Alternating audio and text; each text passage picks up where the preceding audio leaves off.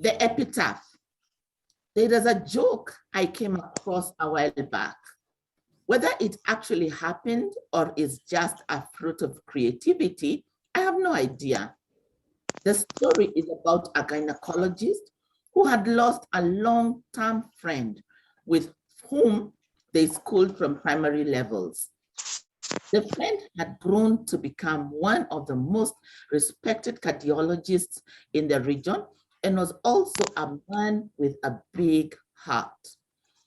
When the gynecologist attended his friend's funeral, he noticed some image from afar, molded on the tombstone. Call him Miss Dr. Mbui. When he got closer, he was able to see a nice image of a heart plus an inscription, "Rest in peace, Dr. Mbui." The gynecologist asked himself, what image will they put on my tombstone? That is what we need to ask ourselves, each and every one of us, more so leaders. Leaders have a perfect opportunity not only to have an epitaph on their tombstone, but also in everyone's heart, everyone who has experienced their leadership, because a leader must touch lives positively. No need for popularity. You do not have to be popular to make a lasting difference. You do not have to be liked by everyone to leave a legacy. You do not have to conform to the norms or what everyone else is doing in order to be relevant. You can do a lot by following your conviction and instinct. Again, I say, 3 things will hardly mislead you: your conscience, your instinct, and your heart. I still have to say that I am yet to fully understand the difference between all 3, but I do not believe in being politically correct. I do not believe in doing what is convenient or what seems popular.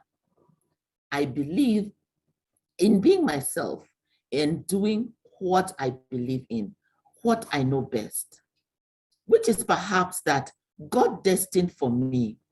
God knew I am not supposed to be the same as anyone else, and thus made me uniquely enough to be unique, to be unlike any other. Be yourself and make decisions that you believe in. Lead in a way that would not only leave a mark in the hearts of the people who experience your leadership firsthand, those in your current symphony orchestra, but also in those who will learn or hear about you later, because you will eventually become immortal. You have what it takes to make the best symphony orchestra. Go right ahead and become the best in your leadership endeavor.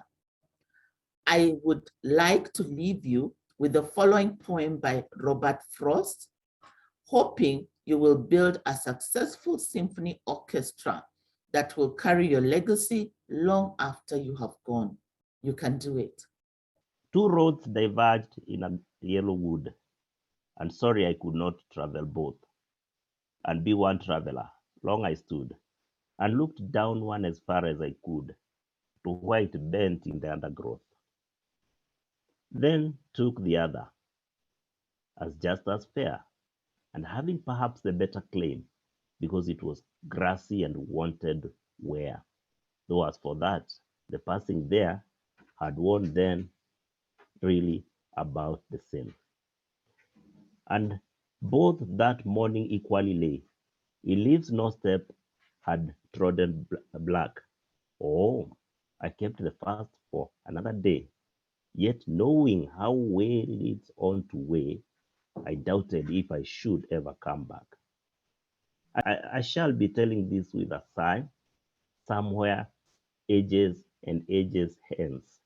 2 roads diverged in a wood, and I took the one less traveled by, and that has made all the difference. By Robert Frost. Thank you. Thank you very much. I shall be telling this with a sigh. Somewhere ages and ages hence, two roads diverged in a wood, and I took the one less traveled by.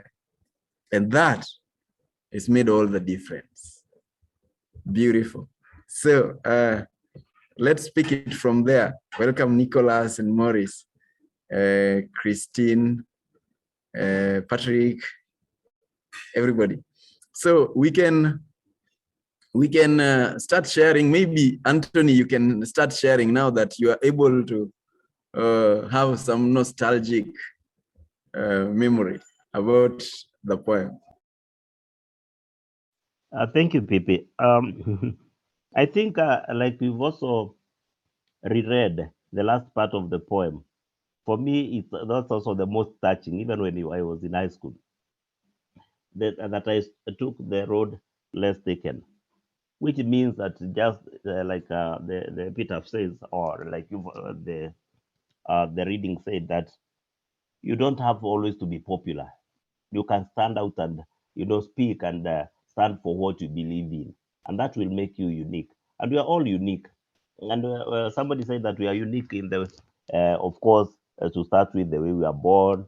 If we go biologically, the way we are made up of cells, the body, the biological aspect of it, but also the upbringing that also makes the difference. And also, of course, when we come down later in life, also the decisions that we make also makes the difference. So each and everything that we do will, like you said, is writing an epitaph. So what kind of an epitaph do I want written on that stone? And there's something. Okay, I usually say that when I was on campus, by the way, I used to write just short articles, and I like saying that I used to think, but I'm not a great thinker. But one time I thought about life. Each and every point in life, we are at a point of making decision.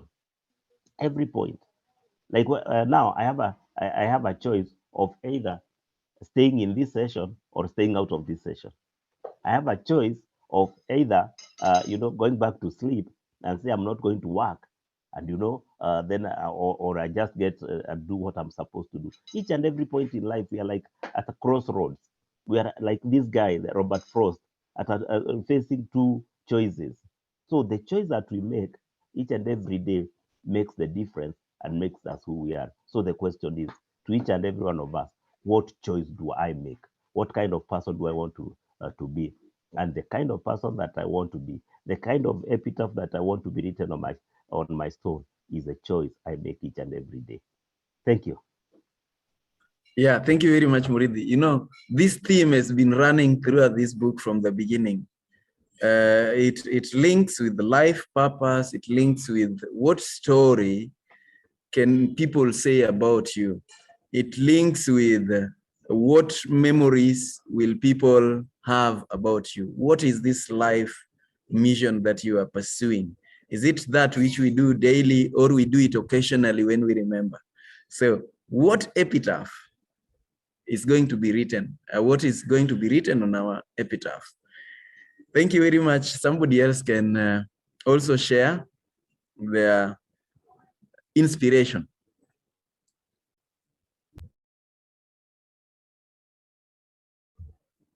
Yes, the choices we make us. Can I share? Yes. Good morning. Yes, go ahead. Good morning. My connectivity was not good, but it has now improved. How are you all? Sorry, I missed you last week. I was at the JKI until very late, so I overslept. Though I don't know that that is good English, because we are taught that the word overspeeding does not exist in English. You speed, you cannot overspeed. So can you also oversleep? So you just sleep. No idea. Rhetorical question. So my lesson learned about on this topic, I think is very close to my heart, because for the past week, I told you I had a nephew who flew in from Namibia to come and do what Luo seemed to love to do, which is called going back to the grave. So he came to visit Noah's and for the first time, and go and stand by the grave of his dad who passed away 20 years ago.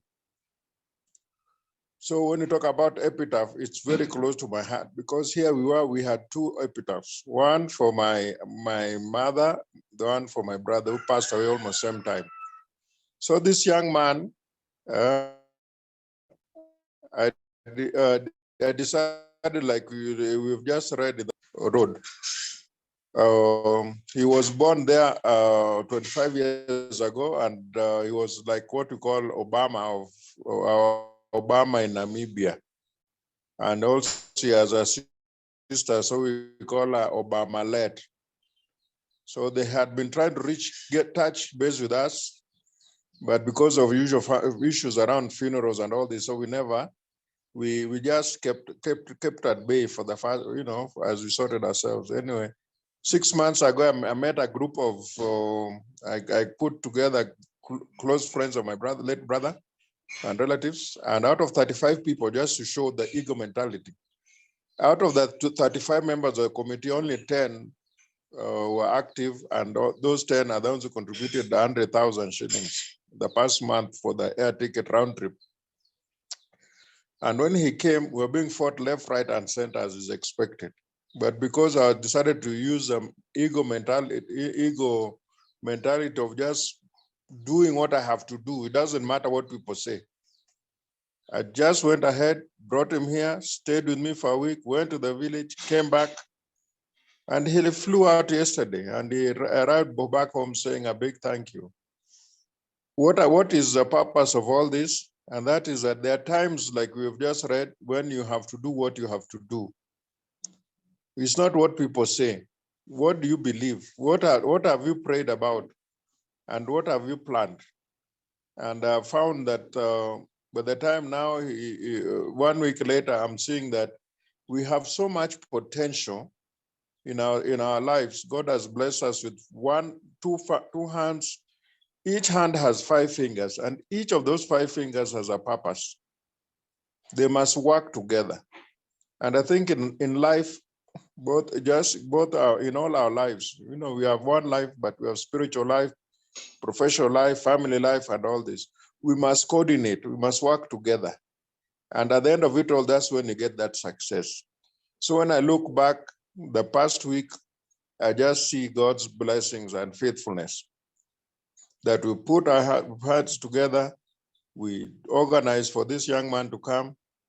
He did what he did.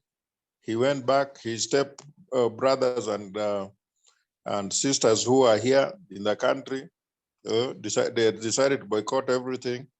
But he said that's not the point. The point is this: like Barack Obama in the US came to Kenya with one mission. Even if he was sleeping on par is Luo word for a mat on the floor. That was not the point. What he wanted is to meet his grandmother, his siblings, his relatives for that blessing. There's some things that you cannot buy with money, blessings of that nature.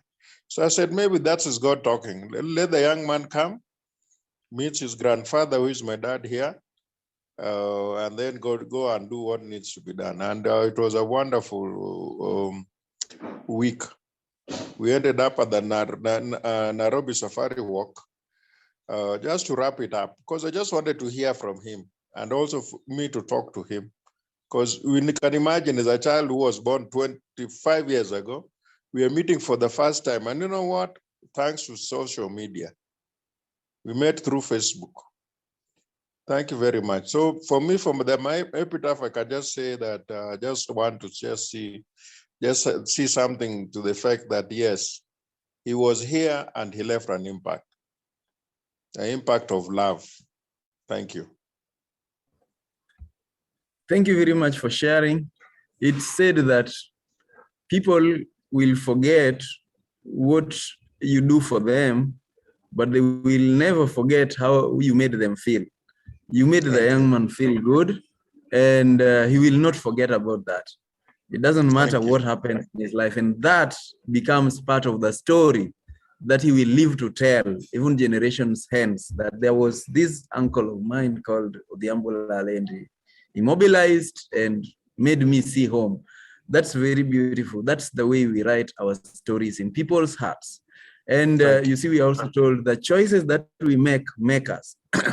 The idea that people love being popular or doing what is common, it's because we do not like to be different. And that is a big problem. In fact, I think it's Nightingale, Al Nightingale, who said that the biggest tragedy, and he was relating a story in the greatest secret, the strangest secret in the world, that he asked a doctor, a renowned doctor, what's wrong with men? And the renowned doctor said, men simply don't think. That people like conformity. People just want to be like every other person. They want to conform. They want to be the same. The moment we choose to be unique, to choose the road that is less traveled, that becomes the whole difference.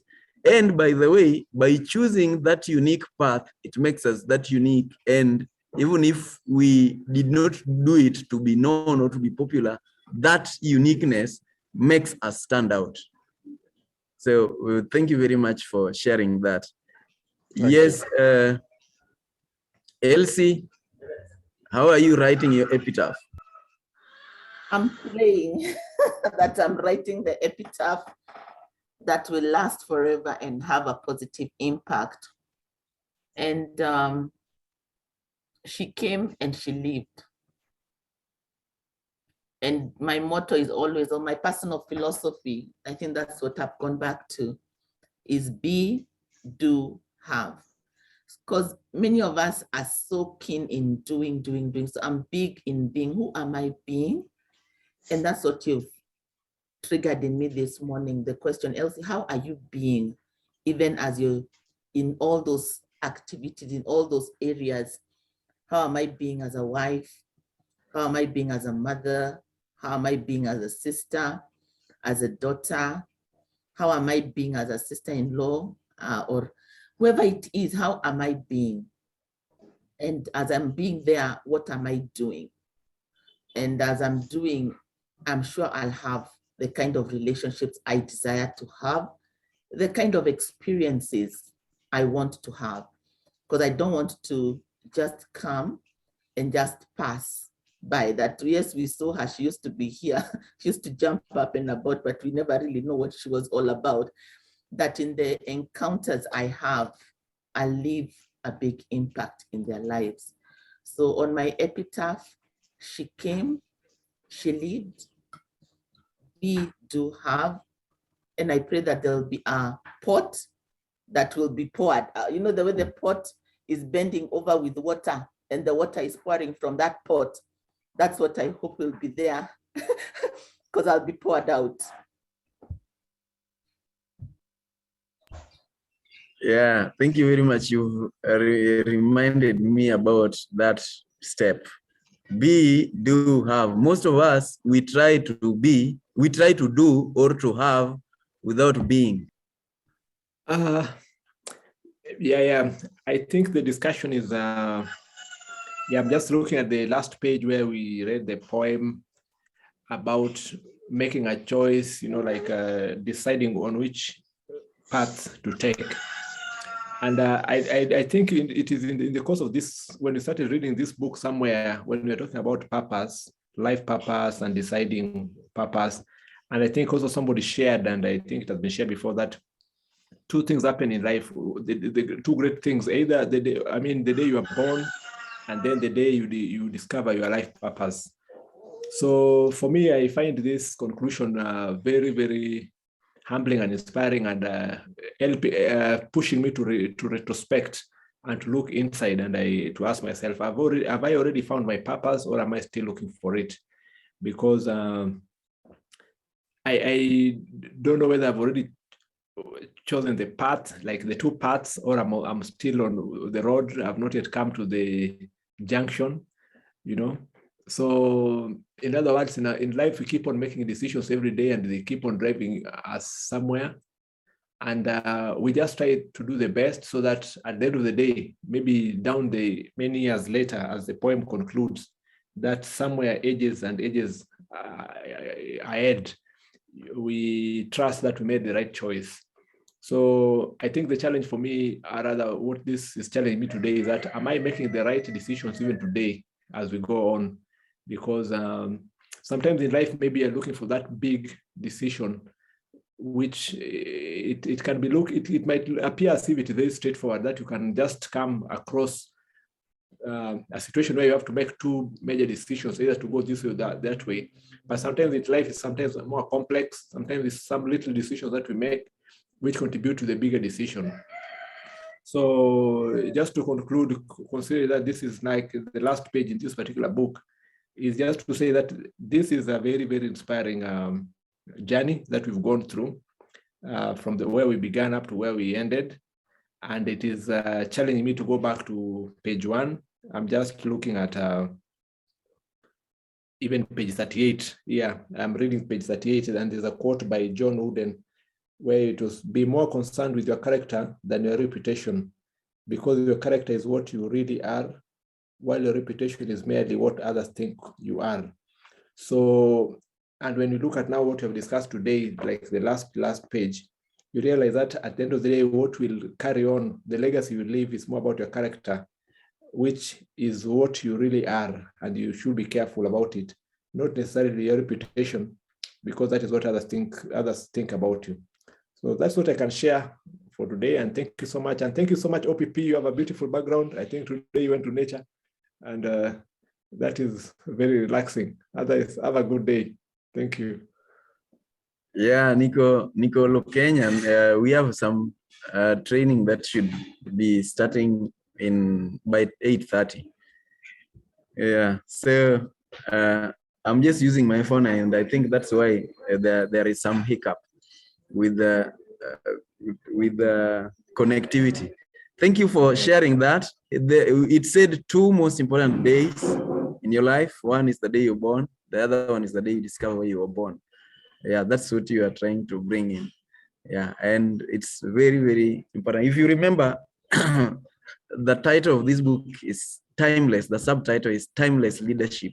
You want to make an impact that is not just for your generation, but for generations to come.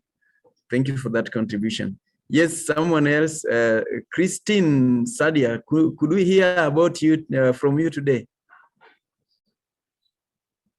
About the topic we are discussing. Thank you.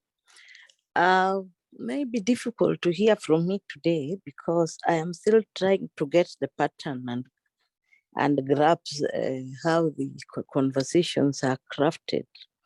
So, but I would, there's somebody who can talk on my behalf. Dan is there, but after this, I will ask him to tutor me because learning is a continuous process. But from what I'm hearing and the piece of the book that has been brought, I think it has brought in quite fundamental issues about leadership and self, because leadership requires certain disciplines, and discipline in self and discipline maybe in the marketplace, but also discipline in the way that you've been groomed and the way that you've been brought up. The first attribute that I would like to point out is one of the ladies had said, and Dan has also anchored it, is the spiritual aspect and the upbringing. How does that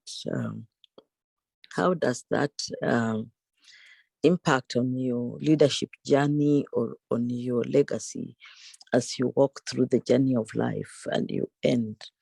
How do you impact people? Is it something that you pick, or these attributes molds you as you walk forward? So for me, it has been a journey which has been long, but it's a journey that I've loved, and I'm still crafting. Like somebody said, you may think that in the 60 plus, that the journey has ended, you have already maybe chosen the road. I think the road keeps on branching as you go, even after you've taken the path that you want to take.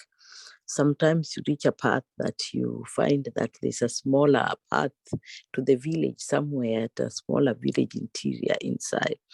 And I think that is what Dan was saying, that he chose a path even when things are going against all odds, you still make those choices because you are still at a crossroad. For me, as a female gender, I think we also have uniqueness in the way that we are bringing. We are, yes, women wonderfully made in the image of God, but the level playing field may not be the same even after you've chosen your route. So you have to decide which road and what attributes. If you decide that you will be weak in your attributes and you are not ingrained and your foundation is not in Jesus Christ or in your religious faith, then you find you win. You'll be swept by the majority that want to conform. So in a nutshell, I would want to summarize my journey like that. Perhaps one of these days when after the new year, if we continue to engage, perhaps I will craft my journey well. It is also a journey that starts from where you are. I don't know how many of you have grown with mothers that never went to school, but also are orphaned at a very early age. But I want to give tribute to my brother, who is a friend of our dad, to Dan. I think Dan was at their age was also the godfather of my eldest brother, who took me to school. May God rest his soul in peace. But he sacrificed his education so that he can get one of us to be a medical doctor. And I thank God that I'm the only one who became what he had wanted. So he crafted his dream, and he got his dream in me. I'm also trying to live that path that he had. But of course, in the different times of life, you say the book is saying timeless at some point. Yes, in your journey, as you move through the journey, there are decisions that you have to make. So it will be not a very precise contribution, but one that is not very specific to give you maybe a journey. But in short, that paints the picture of my life, and I'm still crafting as I go. Right now, I'm writing my books. I wrote and the manuscript was stolen, 8 of them. So I'm rewriting, and I find that now the topics or the titles keep on changing from the original titles.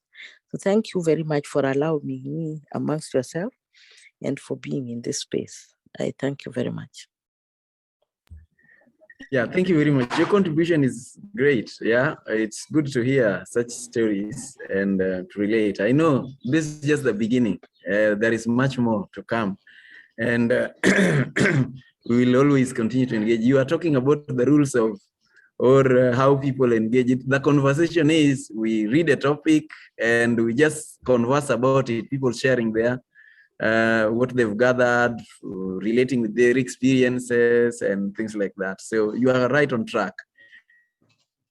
That I think you are talking of Odhiambo Lale, who is done. We did not know that it's called done. No. He has asked me also to talk about, not that, he has asked me to talk about my experience as a medic, but I think that will take a long time. Maybe we spare it for another day.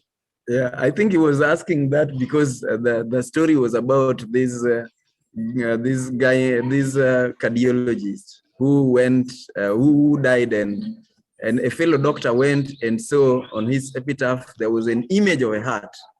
And he asked himself what would be written on his epitaph. And that's our topic for today. What would be written on our epitaph? Are we writing it? Are we deliberate about it? Hey, good. Thank you very much for that. Yes, Dr. Eda, you haven't spoken. I don't know whether your sound is now okay.